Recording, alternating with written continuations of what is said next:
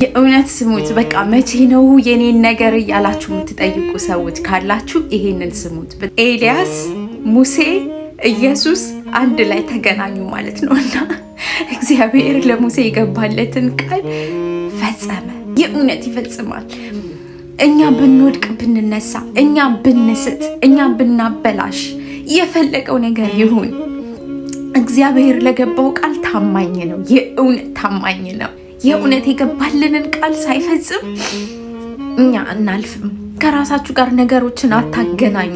ነገራችሁን ከጌታ ጋር አገናኙት። ነገራችሁን ከእግዚአብሔር ጋር አገናኙት። እግዚአብሔር ትልቅ ነው። እኛ ከምናስበው በላይ ነው። እግዚአብሔር አባት ነው። የእውነት አባት ነው። አትቁረጡ። በእግዚአብሔር ላይ ተስፋ አትቁረጡ። እግዚአብሔርን በመተማመን የሚጠባበቁ ኃይላቸውን ያድሳሉ ነው የሚለው። እግዚአብሔር ኃይልን እያደሰ የገባልንን ተስፋ ቃሉን ያወርሰናል።